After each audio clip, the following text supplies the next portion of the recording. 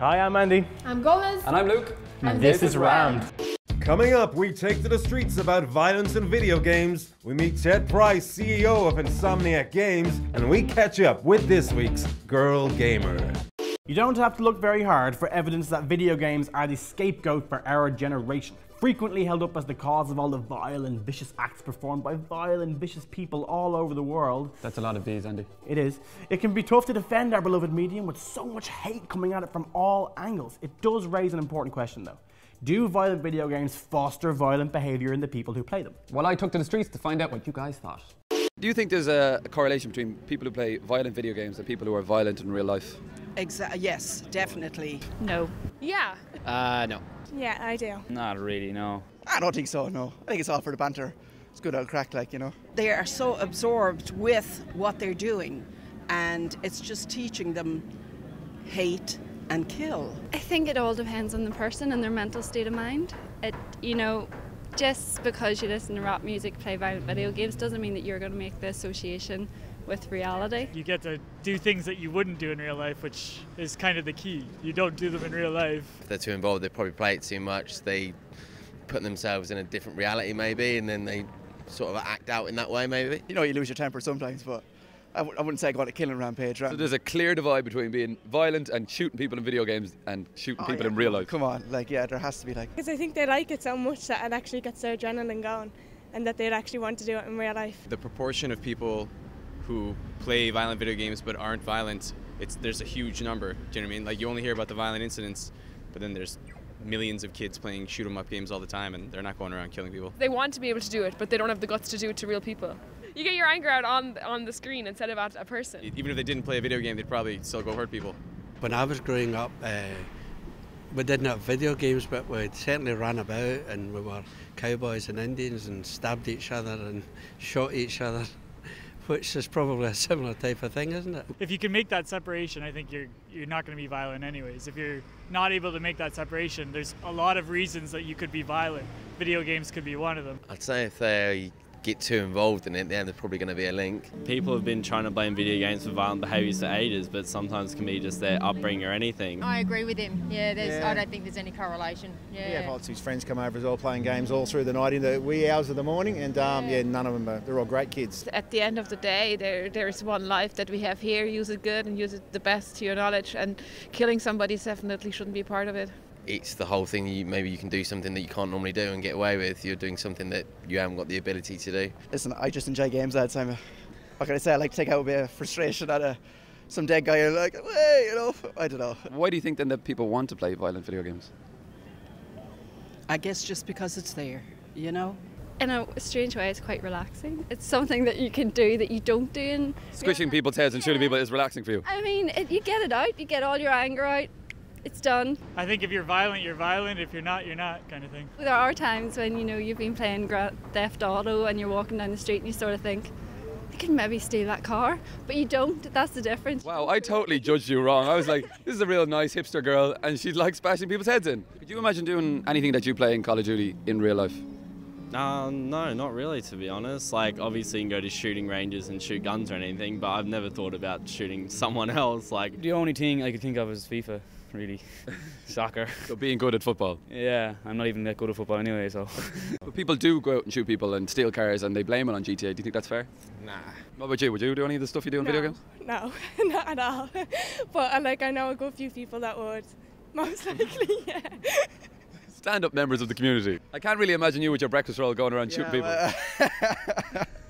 Hands are full at the minute, lads. Give me a controller and a bit Call of Duty, we'll see what happens. But if violence is in fact just part of our nature, does violent media actually bring it out in us? And why are we so taken with it? Thankfully, in 2003, a helpful system was introduced to prevent kids from being exposed to content too mature for them. The PEGI system rates every game released in Europe age appropriately and marks it clearly on the box. So what we're getting at here is the PEGI ratings are there for a reason, peoples. Yes. Games are just like any form of entertainment, like film or books. As long as there's a market for mature content, there will be someone selling it.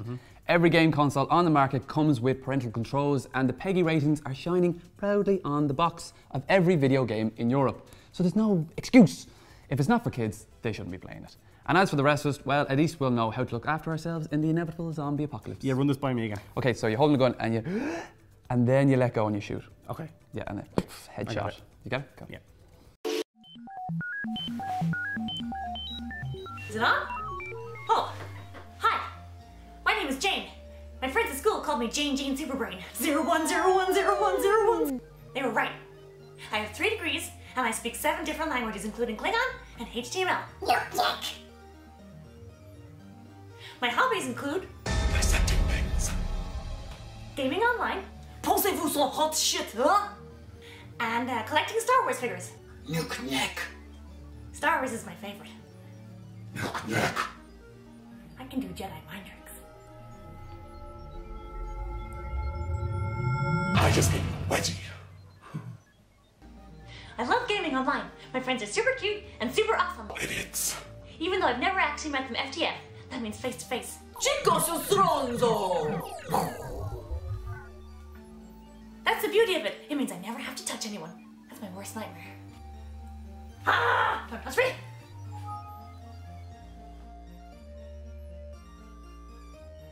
Sizzalken! My favorite button is the X button. Because I hate white chromosomes. Okay, I'm GTG. That means good to go. And as Chun-Li says, you don't have the skill to beat me. Hi! Konnichiwa! Hey! 01000.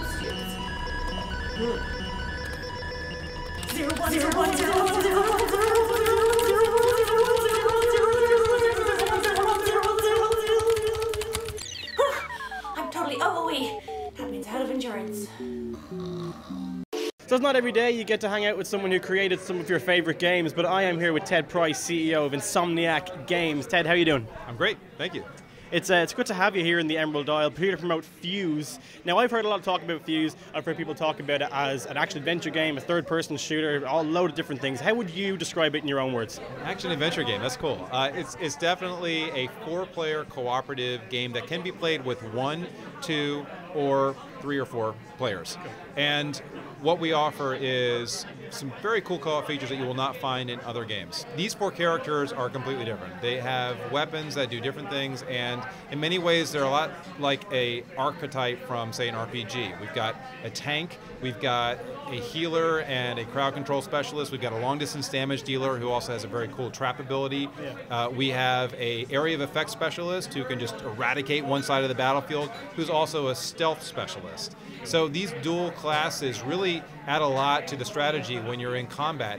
Furthermore, you can leap back and forth between them at will. So you can try out all 4 characters whenever you want to, which really changes the rules in combat situations. Most people who played our games know that Ratchet & Clank, Resistance have crazy weapons, and we wanted to do it again, but go deep with these weapons, create weapons that were upgradable, and weapons with which you could unlock new skills for your characters, and weapons that fit together almost like the pieces of a puzzle when you use them with 3 other teammates. I think cooperative play addresses a large percentage of the population who may not want to play deathmatch. Right? If you think about competitive shooters today, most players are in there competing against each other. We wanted to build a game where you're actually working with friends to accomplish some pretty tough objectives, but that feeling when you actually succeed against a tough set of enemies, or you figure out a challenge together, is very different than the one you get when you're king of the hill and you're all experiencing that victory together. So we believe gamers in general are becoming more connected, more social, and I think there's more and more opportunity for games to take advantage of this cooperative nature that we players have started to show. What we offer in Fuse is couch co-op for offline and online. So if you want to play with a friend and play with 2 other friends who are playing couch co-op, you absolutely can. One other thing that's maybe a minor detail, but something that means a lot to many players is if you are playing with your friend in couch co-op and your friend is the one who started the game, you can log in as a separate user and save your progress. Most couch co-op games force you to log in as an anonymous or a guest user and you can't save your progress. We wanted to change that. Now, can I ask you one more off-topic question? I'm sure you're sick of being asked about it, but I have to ask on behalf of what I believe are my brethren, the Spyro generation. Will we ever see another Spyro game made by Insomniac? Ever? Is there any possibility? Don't break my heart. I have no idea, frankly. I mean, let me tell you this. I think that Activision deserves a lot of credit for bringing Spyro back. I mean, what they did with Skylanders was really clever, and I think it was a giant risk, and it paid off. For us, I mean, there's always going to be a soft spot in my heart personally for Spyro and for everybody in Insomniac who worked on him.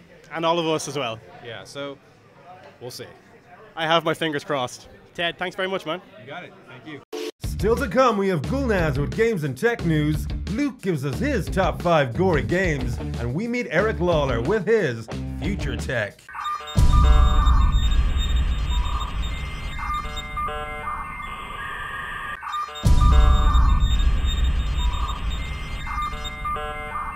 The long-awaited sequel to Painkiller brings incredible action like never before in Painkiller Hell and Damnation, releasing on PS3 and Xbox 360 next Friday. Expect to slaughter countless monsters and demons as you reprise your role as a Daniel Garner making dodgy deals with death. Also releasing next Friday is Codemasters' racing game sequel to 2008's race driver Grid, Grid 2.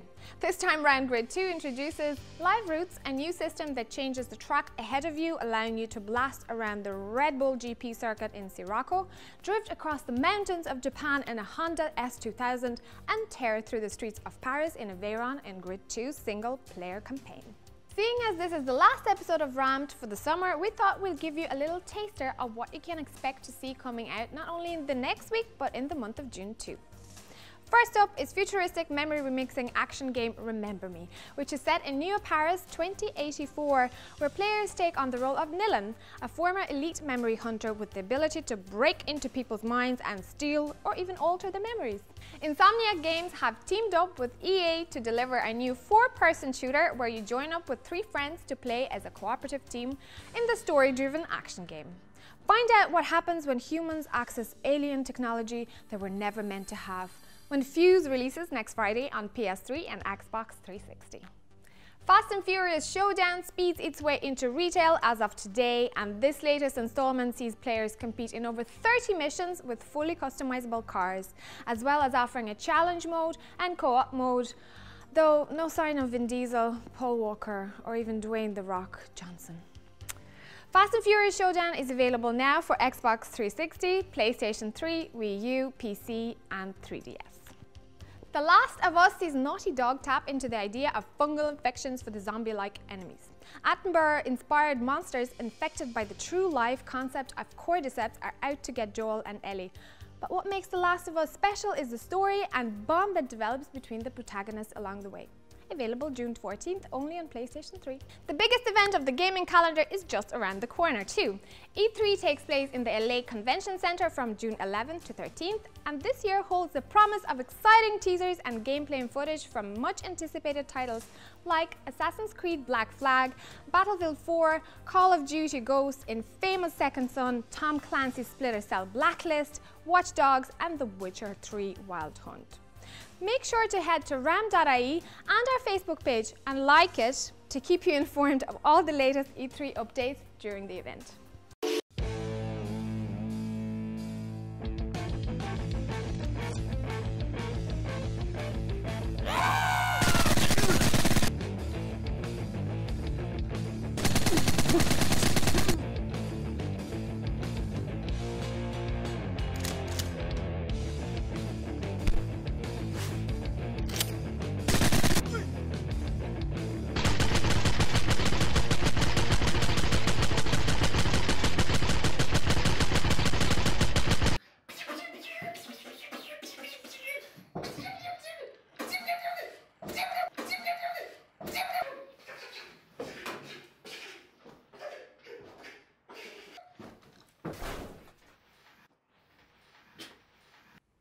Luke, just sit down.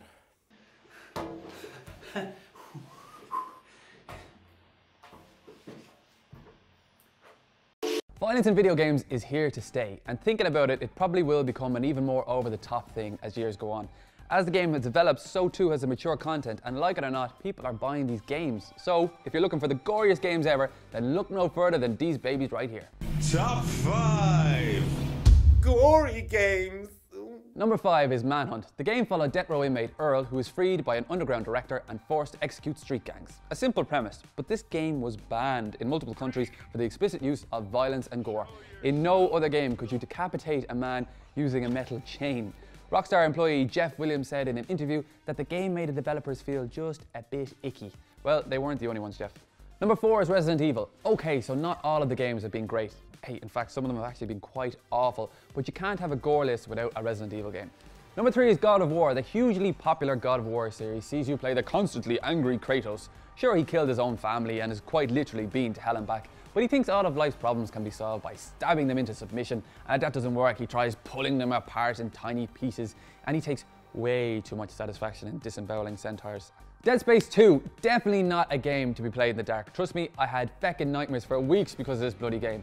Dead Space 2 had the perfect balance of suspense and real horror, creeping through the blood-soaked corridors with the tiniest noises making you jump. And the death scenes, oh my god, the death scenes, they're hypnotic. You want to turn away, but you can't.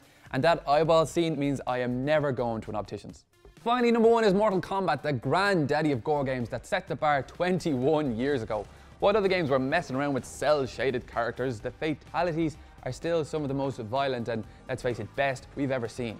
Mortal Kombat was so violent, in fact, that the entertainment software industry was given 1 year to form a working rating system, or the federal government were going to intervene. This resulted in Mortal Kombat being the first game to receive a mature rating. So, good for you, Mortal Kombat.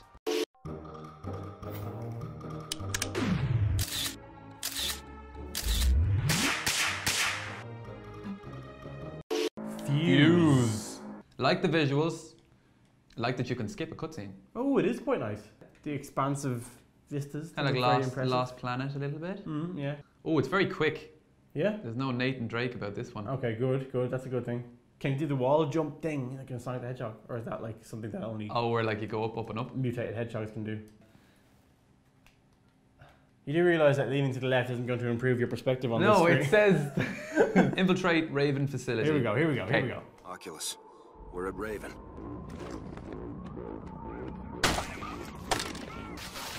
What the hell? Whoa! Okay, I take it back. There's like wormholes and what the hell? You're firing black holes.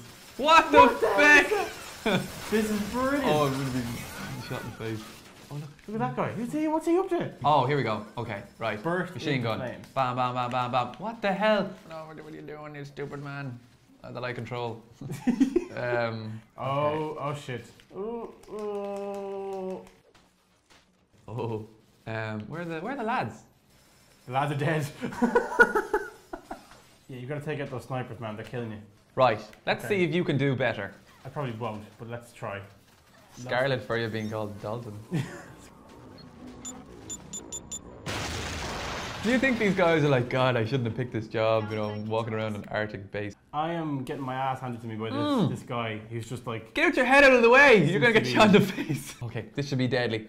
Oh, you got your neck broken. That was cool. I just revived my mate. Hopefully now he'll have learned a lesson on how to fucking do it. Okay, let's try a different gun. Let's try the Savager. Ooh, that was my nickname in college. Oh, you got shot in the face. By a sniper. He was like, yeah, take this at me. Yeah, he got me. Luke, I'm liking this. I'm liking this quite a lot. I don't like shooters. What would you give it out of 10 so far? So far, Initial impressions. I'm enjoying it. I'd say it's a 7 game. Okay. But fun in short bursts and, you know, a little bit like you. So joining me now in the studio is UGG appreciator and all-round funny man, Eric Lawler. Eric, how are you doing? I'm not bad, thanks very much. Now we're here to discuss some serious business.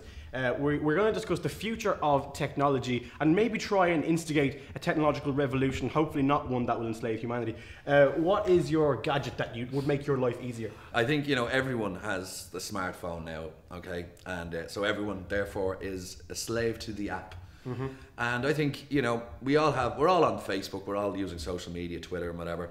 And quite often we have followers or friends who tweet or Facebook inane, mundane bullshit. Things like, you know, I'm having this meal, nom nom. I hate that phrase, nom nom. Nom nom. Right, now when you send a text to somebody, you can get a vibration. I think with this new app, anyone who puts up a stupid status update or tweet should be sent an electric shock.